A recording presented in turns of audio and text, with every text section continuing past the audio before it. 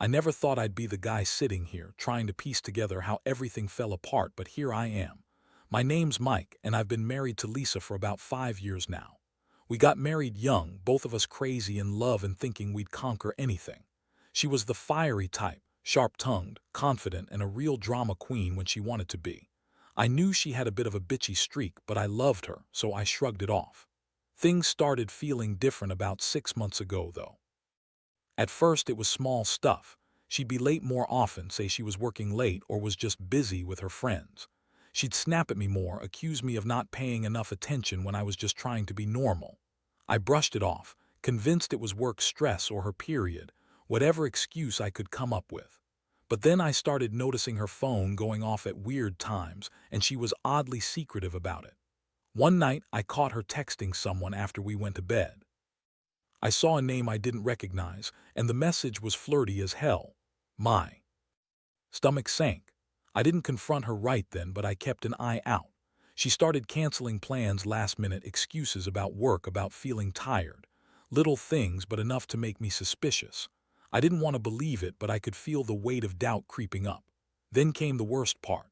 I found her in our bedroom, not just texting, but actually making out with someone. I saw her lips pressed against another guy's, and I swear my world froze. It was John, my best friend. They were caught in the act right there in my bedroom. I saw everything. It hit me like a freight train. She was cheating on me with John, of all people, my best friend. I couldn't breathe. My mind was racing, trying to process what I'd just seen. I didn't make a sound, just backed out slowly and closed the door. I needed to breathe, to think. I felt numb after that. How long had this been going on? Was I ever enough? Or was I just a placeholder while she played her little games? I couldn't sleep that night. Instead, I stayed up scrolling through her messages, looking for clues, anything that could tell me how long she'd been lying. Turns out there were hundreds of texts, a secret life she kept hidden from me. They had a whole pattern, little stolen moments, late-night calls, sneaking out together when I was at work. Every time I found something new, that sick feeling grew worse. I felt betrayed, angry, and honestly crushed. My best friend, my wife, all in one horrible package. That's when I realized I couldn't stay silent anymore. I needed to confront her. I had to hear her lie to my face, or maybe, just maybe, she'd finally tell me the truth. But I knew one thing: things would never be the same after that night. Never. The morning after I saw her and John, I woke up feeling like I'd been hit by a truck. My head was pounding, my stomach was knotting itself into 1,000 threads, and I couldn't look at Lisa without feeling this burning rage. I knew I had to confront her, but I also knew I had to be careful. She was manipulative, a master at twisting words. I didn't want her to spin this into a crying, innocent act, like she was just misunderstood or something, so I waited. I watched her get ready that morning, her usual bitchy attitude in full swing. She snapped at me about how I was acting weird and overreacting, trying to brush it off like I was crazy. I stayed calm, well, as calm as I could. I told her I needed to talk, and when she rolled her eyes and said she was busy, I told her it was important. She finally sat down, crossing her arms and giving me that sly, bitchy grin she always used when she thought she had the upper hand. I didn't waste time. I laid it all out: the texts, the photos I took, the fact that I knew she was cheating with John. Her face was priceless, initially shock, then defiance, then a kind of angry laughter. She laughed at me, really, like I was some pathetic loser who just didn't get it. She said I was overreacting, that she was just talking to John, that it was nothing serious, and that I was being paranoid. She told me I was crazy for jumping to conclusions. Honestly, I wanted to smash something, but I kept my voice steady. Her reaction didn't surprise me. Lisa's always been good at lying. She's the queen of deflection, the type who can turn any situation around and make it look like I'm the one with the problem. But I saw right through that. I told her I wasn't stupid, that I had proof, and I demanded she tell me the truth. That's when she threw her head back and said, "Okay, fine. Yes, I've been sleeping with John, happy now." She said it so casually, like she was ordering coffee, like she was proud of herself. I was stunned. My mind was racing. How could she say that so easily? Was she really that callous? She started throwing insults, calling me boring, dull, and not enough for her anymore. She trash-talked me, said I was stuck in the past, and that this was just how things are now. I felt a punch to the gut. My wife, my partner, the woman I'd trusted, cheating on me with my best friend. And she was laughing about it. All I could think about was the funeral. It was just a few days ago, and I remember how she was acting then. So cold, so distant. I was trying to be strong, but inside I was a mess. That funeral was supposed to be about family, about honoring my grandfather. Instead, I was dealing with this betrayal that cut deeper than I'd ever imagined. I asked her why. Why, John? Why betray me like this? Her answer was a shrug and a nasty little smile. Because I could, she said, like it was some kind of game, like I was nothing to her. That's when I felt the walls closing in and a voice inside me said, enough. Enough of her lies, enough of her bullshit, enough of feeling like I was just some backup plan. I realized she never cared about us. She just wanted her own thrill, her little secret. And I was just the guy she'd settle for until she found her next game. That thought made me sick, but it also lit a fire inside me. I knew I had to make her pay for this. I just didn't know how yet. The aftermath of that confrontation was like walking through a fog, but I knew I couldn't keep hiding from the reality anymore. I spent that whole day trying to process what she'd said, what I'd seen, and what it all meant for us. Lisa sat there, still smirking, acting like I was just overreacting, like I was the crazy one for digging up her little affair. She kept throwing jabs about how boring I was, how I didn't satisfy her anymore, as if that somehow justified her sleeping with John. I couldn't stand to look at her. Every time I caught her eye, I saw the same contempt she'd shown in the bedroom. It made my stomach turn. I was furious, but mostly I was hurt. Deep down, I kept asking myself, was I enough? Did I ever really matter to her? Or was I just a safety net, a guy to keep the facade going until she found her next thrill? The thought haunted me all day. I didn't eat, didn't sleep. I kept circling back to that moment, replaying it like a sick movie. That night, I decided I had to do something. I couldn't just sit there and stew in this mess. I needed a plan. I knew I couldn't stay married to someone who lied, cheated, and threw me around like I was nothing. But I also knew I had to be smart. Lisa was the type to spin stories, manipulate, and turn everything around on me. So I started gathering evidence, screenshots, recordings, anything I could use. I wanted to make sure I'd have everything in case I needed it. I also started thinking about how I was going to confront John, my best friend, the guy I thought I could trust. But now I saw him differently, just another player in her game. I couldn't believe I'd been so blind. I kept asking myself how I missed all the signs, how I let her manipulate me for so long. The truth was, I'd been trying to ignore the cracks in our marriage, convincing myself that things would get better. But now I saw that they'd been falling apart for a long time, and I'd just been too blind or too scared to face it. And then there was her, Lisa, that bitchy, manipulative woman who'd lie through her teeth if it meant keeping her secrets. I knew she'd deny everything, twist it around, maybe even accuse me of being crazy or insecure. But I didn't care anymore. I was done making excuses for her. I was done pretending I didn't see what she was doing. I decided that tonight I'd call her out in a way she'd never forget. Not just for her cheating, but for how she made me feel like I was nothing. As I sat there, staring at my phone, I realized this was only the beginning. The real game was about to start. I had to decide whether I was going to fight for this marriage or burn it to the ground. Honestly, I didn't know if I had it in me anymore. Either way, I knew one thing. Lisa had pushed me to my breaking point, and I wasn't going to let her get away with it. Not this time. That night, I finally decided I couldn't keep pretending I was okay with her lies. I took out my phone and dialed her number, knowing she'd be expecting some kind of apology or more lies.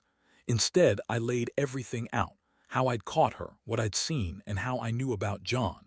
I kept my voice steady, but inside I was boiling. I wanted her to hear how much she'd broken me, how I wasn't the fool she thought I was. Her reaction was immediate. She snapped on the other end, calling me all sorts of names: paranoid, possessive, insecure. She told me I was crazy for snooping through her stuff, that I was trying to ruin everything because I couldn't handle her being happier without me. She went into that usual routine, lying, denying, twisting everything around. She said John was just a friend, that I was overreacting, and that I was jealous because she was more successful than me. I could hear the sneer in her voice like she was mocking me. That's when I snapped. I told her I wasn't going to sit around and be her fool anymore. I told her I had proof, screenshots, recordings, everything, and that I was done playing her game. I told her I was filing for divorce and I wanted her out of my life. The line went dead after that, and I felt a strange mix of relief and anger. I knew she'd deny everything, accuse me of being the crazy one, but I didn't care. I had enough. The next morning, I started packing my things. I couldn't stay in that house, not with her lies hanging over everything. While I was moving stuff into my car, she burst into tears, fake tears, of course. She cried about how I was throwing away everything we had, how she still loved me, and how I was destroying her. It was all bullshit. She was just putting on a show, trying to manipulate her way back into my good graces. But I saw right through her. I told her she could keep her lies and her games. I was done. Even as I was leaving, she kept trying to convince me to stay, to listen to her, to hear her out. But I knew better. I knew I had to walk away from this mess, this relationship built on lies, betrayal, and manipulation. The pain was sharp, like a knife in my chest, but I also felt a strange sense of liberation. I was finally freeing myself from her grip. I didn't know what the future held, but I knew I couldn't keep living in her shadow. As I drove away that morning, I kept thinking about how I'd been so blind for so long. I thought I was doing everything right, that I was loyal, that I loved her. But she proved me wrong again and again. I realized I'd been just a pawn in her little game, and I'd let her use me for her own amusement. That realization stung worst of all. But now I was done. Done with her lies, done with her games, and done with feeling like I wasn't enough. I was going to rebuild one way or another. That's what I told myself as I left that house and her behind. After I moved out, everything changed. The house felt like a tomb, echoing with memories I was trying to forget. For days, I was in this weird state of numbness, swinging between anger, sadness, and a strange sense of relief. I kept replaying everything. The stolen moments I'd missed, her lies, John's betrayal, and I couldn't understand how I'd been so blind for so long. But then came the real shock. About a week later, I got a message from John. Not a text, not a call, an email. I never thought I'd get a message from my supposed best friend, but there it was in my inbox. At first, I thought it was some kind of apology, some attempt to make amends, but what I read blew my mind. John basically admitted that he knew about Lisa's cheating way before I found out, that they had planned it all to get back at me for being too possessive, and that he'd enjoyed every second of it. He called me pathetic, said I was stupid to trust a bitch like Lisa, and that he didn't regret sleeping with her even for a second. I felt my blood boil.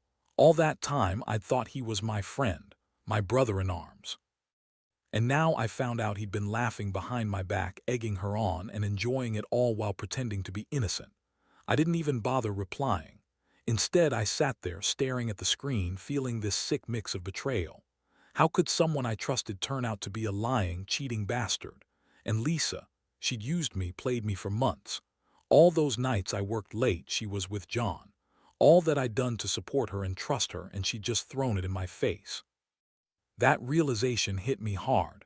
I'd wasted so much time, hope, and love on someone who never cared. She was just a manipulative, bitchy woman who liked her affairs and her games. I thought about how she acted during the funeral, cold, distant, like I meant nothing. And now I saw it for what it really was, her way of setting up her next betrayal. I felt sick. I felt humiliated. But more than anything, I felt angry. Angry at her, angry at John, and angry at myself for not seeing it sooner. I decided I had to do something, not just for myself but for closure. I started planning my revenge, not in a petty way, but in a way that would make her regret every lie and every stolen moment. I knew she'd try to spin it, try to deny everything, but I had enough proof now. I wanted her to pay for what she did, to feel the same pain I'd felt when I saw her in bed with John, when I realized I'd been nothing more than a toy to her. I reached out to a few friends, people who knew the full story, and I told them everything. I wanted to make sure everyone saw her for what she really was, a manipulative, selfish woman who played with people's hearts. I didn't want her to get away with it. I wanted her to feel the shame, the guilt that I'd been carrying around for weeks. Once I had all my ducks in a row, I planned one final move. I was going to confront her face to face with everything laid out plain and simple. No more hiding. No more pretending that I was okay with her lies. It was time to end this chapter and start fresh, even if it hurt like hell. That's what I kept telling myself as I prepared to face her. I knew she'd try to manipulate, to guilt trip, but I was done. Done being the fool. Done being the guy she could just walk all over. I was going to make her see that she couldn't treat people like shit and get away with it. Not anymore. That's what my next move was about, reclaiming my dignity, even if it meant destroying everything she ever thought she had. When I finally saw her again, I knew it had to be face to face. No texts, no phone calls, just us. I showed up at her apartment, my heart pounding harder than ever. I had everything laid out, screenshots, her confession, John's email, all in my pocket. I wanted her to see that I wasn't playing any games anymore. I was done holding back. She answered the door with that smug, bitchy attitude she always wore, trying to act like she was the queen of everything. The moment she saw me, her eyes widened just for a second. Then that fake smile stretched across her face. She told me I was wasting my time, that I had no proof, that I was just some jealous, insecure guy who couldn't accept that she was done with him. But I pulled out the evidence and laid it all out in front of her. Her face dropped, her bravado shattered. She started to lie, to deny, but I cut her off. I told her I didn't care any more about her excuses or her lies. I was done playing her game. I told her she'd used me, lied to my face, and betrayed everything we ever had. I looked her in the eye and said, "You're a manipulative, selfish bitch, and I hope you enjoy your little game while it lasts. Because I'm not going to be part of it anymore." I told her I was filing for divorce and that I wanted her out of my life forever. The look she gave me, cold, contemptuous, was the last thing I saw before I turned and walked away.